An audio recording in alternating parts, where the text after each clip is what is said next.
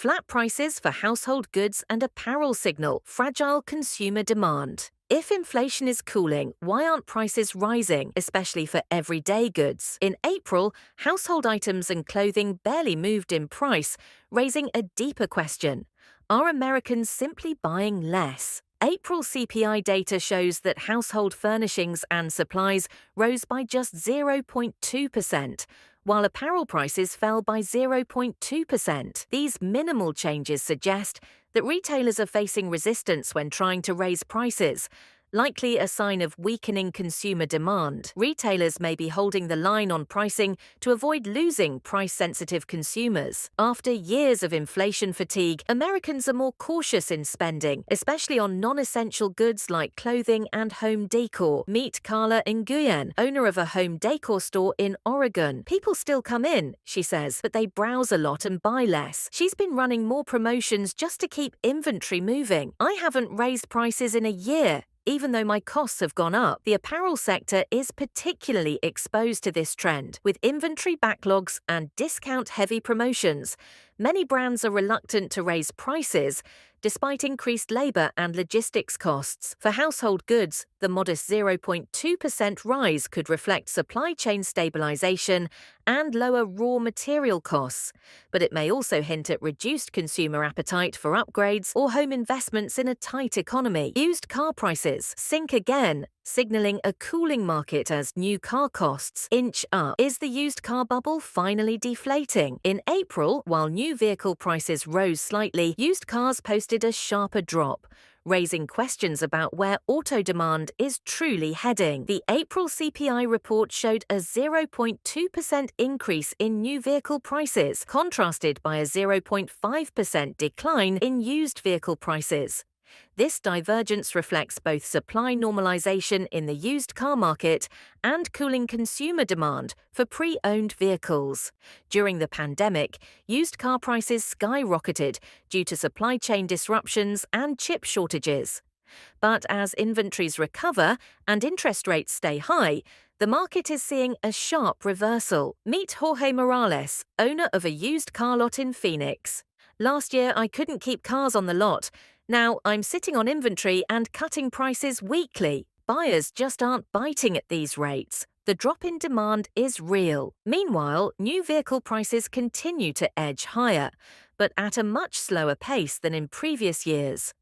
Automakers are being cautious, offering more financing deals and discounts to support sales in a high-rate environment. This shift is a signal. Pricing power is fading in the auto sector, especially as affordability becomes a key issue for working and middle-class buyers. Producer prices jump, but consumer inflation remains unmoved, for now.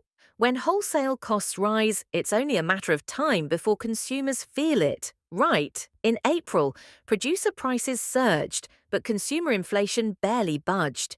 Is this a warning sign or just a delayed reaction? While April's CPI showed only modest increases, recent Producer Price Index (PPI) data revealed a significant jump in wholesale costs.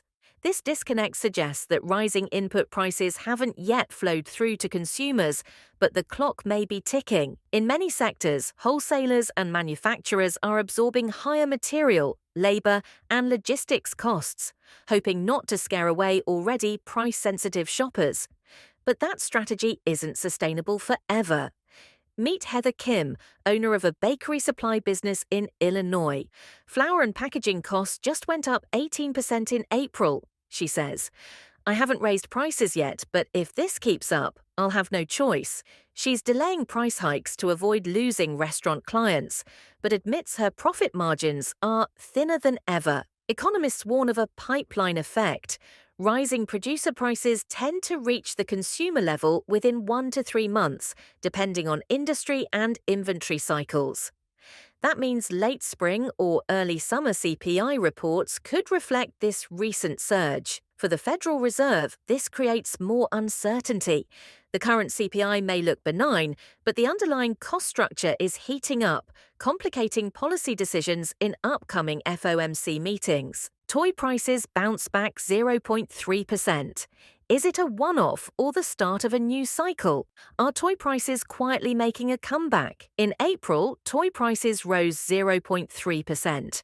A modest increase, but notable after a near 1% plunge the month before. Could this signal a shift in demand or just inventory noise? According to the April CPI report, toy prices increased 0.3%, reversing part of the sharp 0.9% drop in March. While this may seem like a small move, it stands out in a sector that's been under pressure due to post-pandemic demand decline and excess inventory. Meet Rachel Levin, who runs an independent toy store in Colorado. "We saw prices drop in Q1 because we had to clear shelves," she says.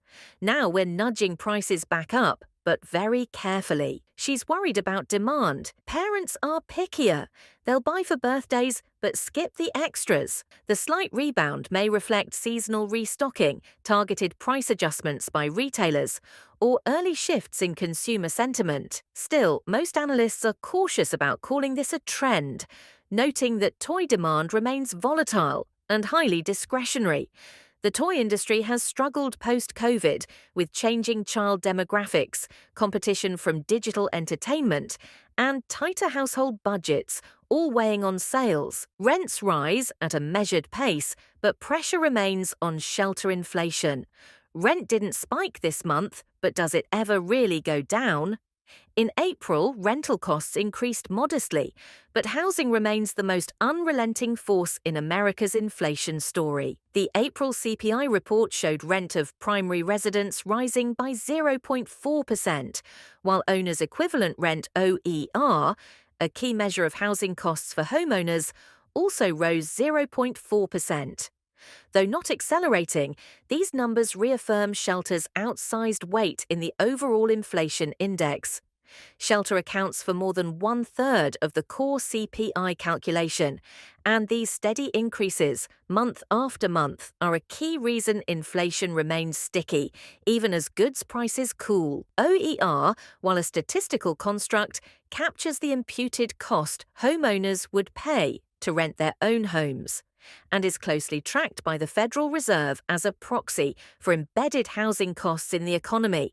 Meet Jordan Harris, a graduate student renting a one-bedroom apartment in Austin. "My rent's gone up $60 a month. Not huge, but it adds up fast, especially with student loans and groceries." He started looking for roommates, even though he originally chose the apartment for privacy and focus. Although the pace of increase has slowed from 2022 levels, housing affordability remains a top concern, especially for renters who have seen compounded increases over the past 3 years. Auto insurance jumps 0.6%. Now among fastest rising consumer costs. Forget the gas pump, your car insurance may be the new wallet killer. In April, auto insurance jumped another 0.6%, continuing a relentless climb that's turning car ownership into a financial burden for millions of Americans. According to the April CPI report, motor vehicle insurance rose 0.6% month over month, one of the sharpest increases among all service categories. This marks the second consecutive month of elevated auto insurance inflation. Rising premiums are driven by higher repair costs, medical liability claims, and extreme weather events. All factors insurers say are beyond their control, but for consumers, the result is the same: another unavoidable monthly bill getting bigger. Auto insurance inflation is now among the most persistent service sector price increases tracked by the Bureau of Labor Statistics, outpacing even healthcare and rent in some regions. Meet Marcus Lee, a warehouse worker in North Carolina. "My car payment is $290. But insurance is now $212. That's crazy." He's considered cancelling coverage temporarily, but knows he legally can't. "It's not like I can Uber to my job at 4 a.m. So yes, April's inflation came in softer than expected.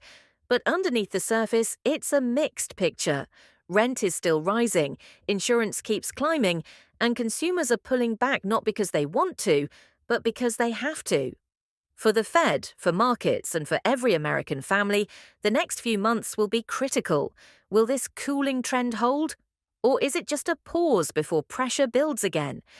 Stay with us. We'll be tracking every signal, every shift, because in this economy, no number stands still for long.